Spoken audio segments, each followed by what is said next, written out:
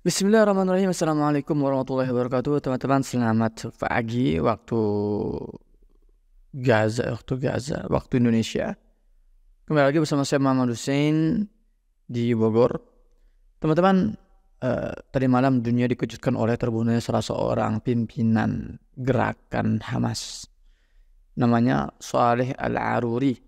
Jadi beliau ini adalah wakil Biro Politik Hamas. Jadi kalau kita bicara Hamas, kita bicara sebuah organisasi politik. Pimpinan utamanya itu namanya Ismail Haniyeh.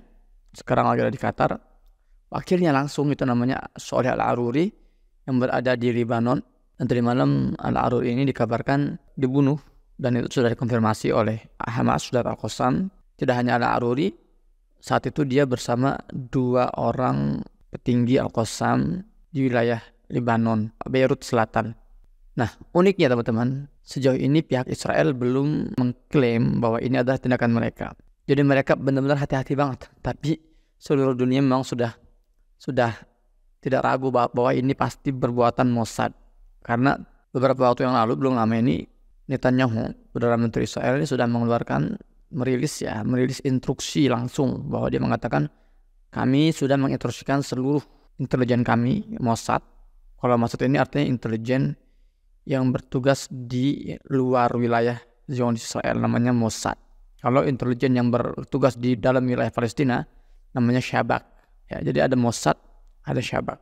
Netanyahu ini sudah memberikan instruksi kepada Mossad untuk mengeksekusi atau mengasasinasi seluruh pimpinan Hamas yang ada di luar, termasuk Ismail Haniyeh, kemudian juga Khalid Mish'al, ya, dan di sini Saleh Al-Aruri. Biar enggak kagok juga atau enggak salah paham, kita bicara Hamas itu kita lepas dengan Al-Qassam. Oke? Hamas ini gerakan politik. Jadi para petinggi-petinggi ini mereka politisi. Sementara Al-Qassam ini adalah sayap militer ya. Jadi yang masih aktif saat ini adalah mereka para petinggi-petinggi militer. Contoh misalnya tadi saya katakan bahwa Hamas ini petingginya namanya di puncak, ya, di puncaknya itu puncak kursi Hamas itu namanya Ismail Haniyeh. Kalau Al-Qassam ini Muhammad Ad-Deif. Jadi beda. Juru bicara Hamas bukan juru bicara Al-Qassam. Harus dipisahkan strukturnya. Terus apa yang akan terjadi? Jadi ini sudah banyak spekulasi, sudah banyak analisa. Sejauh ini pihak Israel sendiri belum mengklaim bahwa ini perbuatan mereka. Karena mereka juga berpikir dua kali ini. Karena mereka ini membunuh Al-Aruri ini, pimpinan Hamas ini mereka membunuhnya di wilayah Lebanon. Itu adalah wilayah kekuasaannya Hizbullah. Dan sejak saya masih di Gaza sebulan yang lalu, saya sudah melihat saat itu hari Jumat tanggal berapa saya lupa. Saat itu Hasan Nasrullah berbicara di Al Jazeera, bukan Al Jazeera sih, itu di pokoknya stasiun televisi Lebanon, dan itu disiarkan oleh Al Jazeera juga. Dia bicara panjang lebar tentang Taufan Al-Aqsa, tentang Badai Aqsa ini. Bahwa dia diantaranya dia mengatakan bahwa ini adalah operasi Gaza. Jadi kalau ada yang mengatakan bahwa Badai Aqsa ini adalah titipan dari Rusia atau Iran, ini dibantah langsung oleh dia, karena dia bilang Badai Aqsa ini idenya dan eksekusinya murni dari Gaza. Kami pun nggak tahu sebelumnya. Nah, namun memang sejak awal Taufan Al-Aqsa ini pecah, Lebanon ini juga sudah membantu serangan-serangan, tapi baru di sekitar pinggiran. Jadi mereka juga ngelemparin roket-roket dia ledak yang kecil lah gitu kan, di sekitar pinggiran Zionis Israel. Dan itu juga diserang juga oleh Israel di wilayah Lebanon pinggiran. Jadi sejauh ini masih pinggiran-pinggiran. Hizbullah nyerang Israel di wilayah pinggiran, Israel juga nyerang Lebanon di wilayah pinggiran. Nah, saat itu Hasan Nasrullah sudah mengatakan bahwa sejauh apa kami akan menyerang Israel itu tergantung Israel sendiri. Kalau Israel ini berani, nekat, ya, menyerang Lebanon sampai ke inti Lebanon atau ibu kota Lebanon, Beirut, maka sejauh itulah serangan kami kepada Israel. Artinya kemungkinan Hizbullah ini akan menyerang Israel tidak hanya di pinggiran tapi langsung ke Tel Aviv. Ini luar biasa ini. Ini yang menjadi pertimbangan kenapa sampai detik ini sudah beberapa jam ya. Sampai saya bicara ini belum ada rilis resmi dari pihak Zionis Israel bahwa ini perbuatan mereka, enggak. Bahkan Netanyahu mengatakan melarang seluruh jajaran kabinetnya atau pemerintahannya untuk mengomentari masalah ini. Pokoknya no comment aja lah gitu loh. Walaupun mau komentar yang tidak menyentuh statement sama sekali. Nah, jadi kenapa ada ketakutan seperti itu ya? Netanyahu tahu Hizbullah ini kekuatannya lebih besar dari Hamas sebetulnya secara hitung-hitungan matematik ya. Kalau Hamas ini kan meskipun dengan segala kegagahannya tetaplah Hamas ini tumbuh berkembang dalam blokade yang memang dibatasi, semua serba dibatasi, logistik dibatasi, kemudian juga perbatasan ditutup, mereka yang kontrol. Kalau Lebanon, kalau Hizbullah di Lebanon selama ini mereka bebas, mereka keluar masuk, kemudian ekspor impor senjata mereka bebas. Jadi mereka punya keleluasaan yang lebih besar dibandingkan para pejuang-pejuang Gaza. Artinya kekuatan militer Hizbullah pun itu dari segi kuantitas dan kualitas itu di atas Hamas. Jadi bayangkan lawan Hamas aja yang kualitasnya di bawah Hizbullah, mereka sudah ketar-ketir, apalagi ketika mereka harus menghadapi Hizbullah ini. Nah, oke, ini bakal seru sekali nih ke depannya bagaimana. Kita ikutin aja terus. Nah, terus bagaimana dampak kematian Al-Aruri ini terhadap para pejuang-pejuang di Gaza? Memang Zionis Israel ini nggak belajar. Jadi mereka itu berpikir dengan membunuh komandan Al-Qassam atau membunuh komandan Hamas, lantas mereka bisa menghentikan semangat juang para pejuang-pejuang Gaza. Ini nggak akan terjadi. Ini lucu sebetulnya. Ya karena Al-Aruri sendiri, Sholeh Al-Aruri ini dia dalam satu wawancara mengatakan ketika dia ditanya bagaimana dengan nasib kamu, ada wartawan nanya gitu ke dia. Kita tahu lah semua petinggi-petinggi Hamas ini selalu jadi inceran, selalu menjadi target untuk diasasinasi, untuk dibunuh. Gimana persiapan Anda? Jawaban dia sederhana. Kami, warga Palestina, kami tidak pernah membeda-bedakan nilai nyawa kami dengan nilai warga Palestina, warga sipil. Satu nyawa kami sama dengan satu nyawa warga sipil. Ya, di Gaza atau di wilayah tepi barat atau di Palestina manapun. Jadi kalau kami terbunuh ya seperti mereka membunuh sipil Palestina gitu loh. Artinya itu nggak akan mempengaruhi semangat juang para warga Palestina. Sebaliknya semakin banyak yang dibunuh baik itu sipil maupun pimpinan mereka, semakin besar daya juang dan semangat juang yang akan ditampilkan oleh para pejuang-pejuang di Gaza. Jadi bukan sesuatu big deal gitu loh.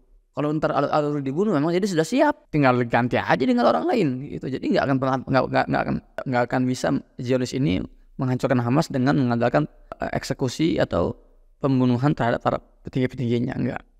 Bahkan ya, ini kalian boleh cek deh. Dan ini bukan hal rahasia ya. Setiap pimpinan Hamas atau Al-Qassam yang terbunuh oleh musuh ini dijadikan motivasi lebih oleh para pejuang Gaza Al-Qassam dengan apa?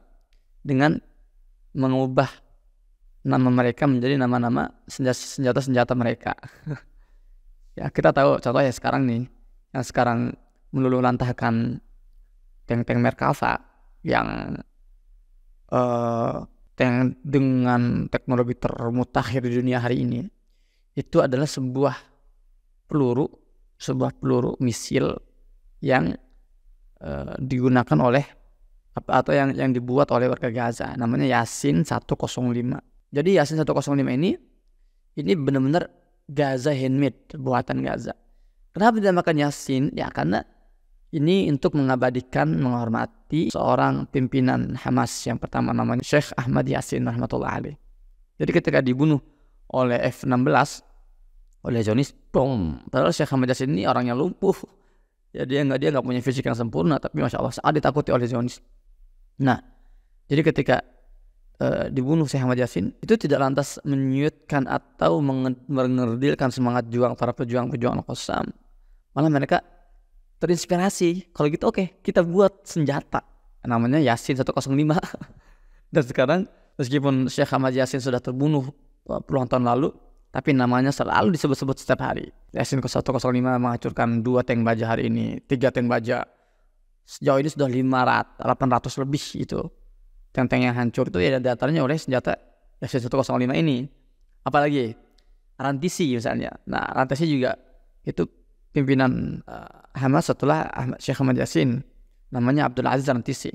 Ketika dibunuh oleh Apache, oleh helikopter Zionis, dijadikan nama senjata lagi. Jadi sekarang ada namanya R-80 atau R-50, ini namanya Rantisi. Jadi dijadikan nama roket. Apalagi ada misalnya Ja'bari ini komandan lapangannya Al-Qassam yang dibunuh tahun 2012. Ketika Al-Ja'bari dibunuh, lantas tidak mengerdilkan semangat para pejuang, malah nama Al-Ja'bari ini dijadikan nama roket juga, namanya J-80. Keren banget. Nah, satu lagi apa? Yahya Ayash. Wah, ini lebih keren lagi nih. Roket terbesar yang dimiliki oleh para pejuang-pejuang Gaza itu namanya Ayash 200 atau 250 bahkannya. Jadi roketnya besar banget dengan daya ledak yang sangat besar sekali, sampai 270 kg beratnya, itu berat ledaknya. Itu namanya Ayash 500, Ayash 200. Artinya Ayash roket Ayash yang bisa menjangkau 200 km. Nah, jadi itu teman-teman, seperti itu. Jadi para pejuang Gaza ini nggak pernah berpikir bahwa kematian para komandan mereka, petinggi mereka ini akan melemahkan mereka. Enggak. Bagi mereka ya dibunuh tinggal ganti lagi. Tapi memang tetap akan ada serangan balasan sangat masif ini. Ini sudah diwanti-wanti juga oleh pihak Israel. Makanya sekarang di Israel ini lagi dari kondisi agak satu nih, semua lagi deg-degan nih. Ya kalau benar-benar Hizbullah akhirnya melakukan serangan masif ke Tel Aviv, ini ada kemungkinan ini akan memicu pada ya konflik yang lebih luas, entah apa Amerika Inggris ikut campur. Tapi itu kecil kemungkinan, karena Amerika Inggris pun sudah habis-habisan dalam perang ini. Amerika sudah mengirimkan 30 lebih itu kapal induknya ke Israel, tapi belum bisa juga mereka ya menaklukkan Gaza. Nah, terus apa arti pembunuhan ini bagi Israel? Jadi ada kecamuk besar yang terjadi di tubuh Israel hari ini.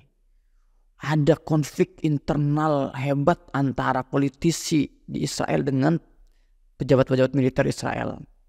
Politisi. Jadi pejabat militer Israel ini mereka tentara Israel ini mereka sudah ingin berhenti karena mereka sudah banyak memakan korban di sana itu.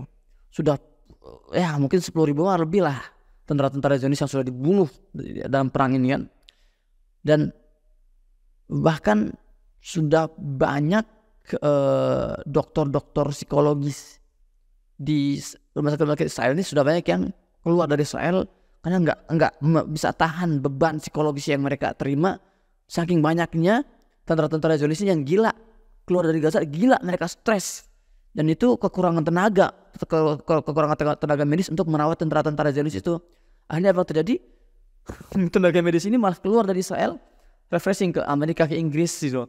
Jadi memang sudah benar-benar carut marut kondisi tentara Israel hari ini ya. Dan itu mereka sudah teriak-teriak, tapi mereka nggak bisa berhenti kalau tidak ada keputusan politik dari politisi Israel gitu loh. Sementara politisi Israel pun mengatakan kami akan menghentikan serangan ke Gaza kalau kalian belum berhasil mencapai misi yang kita canangkan. Jadi saling menyalahkan. Jadi saling membebankan. Ini tugas kamu, pokoknya selesaiin. Ntar kalau selesai baru kami stop. Dari sisi lain, kami nggak bisa. Kami harus selesai hari ini. Memang sekarang lagi carut marut. Nah, jadi Israel sedang mencari sesuatu yang namanya wajh intisar, wajah kemenangan.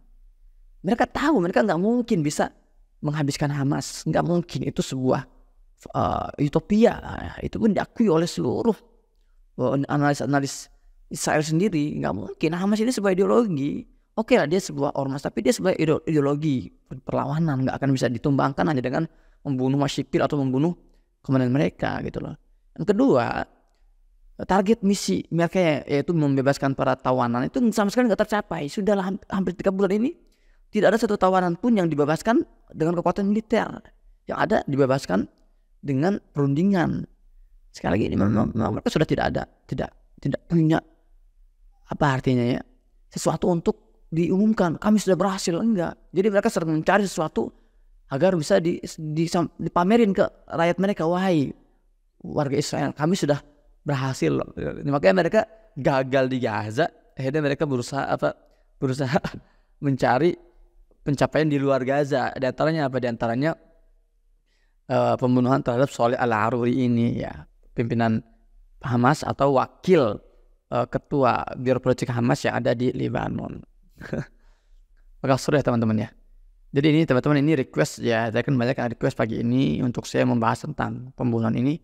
Ya, memang ini benar, ini valid, tapi kita nggak usah bersedih juga. Jangan kan kita, ibunya Soleh Al-Aruri itu masih hidup dan dia masih mengatakan, tadi pagi itu saya lihat videonya, dia bilang, saya sangat senang melihat anak saya syahid karena itu yang selama ini diinginkan oleh dia. Ya, jadi ya kita juga ucapkan selamat kepada warga Gaza atas syahidnya Al-Aruri ya, dan ini sekali lagi tidak akan melemahkan perjuangan warga Gaza.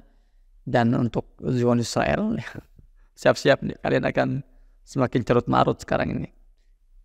Ya, Netanyahu hari ini sedang terjebak dalam perang yang tidak bisa ia selesaikan, dan itu semua sudah diketahui oleh seluruh elemen di Israel. Semua juga sudah benar-benar muak dengan Netanyahu. Ada kemungkinan ini terjadi yang namanya kudeta di Israel, atau paling enggak ada perang sipil antara sesama Israel.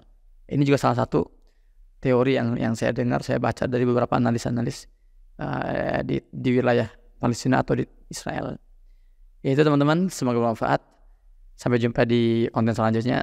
Saya Muhammad Hussein. Assalamualaikum warahmatullahi wabarakatuh.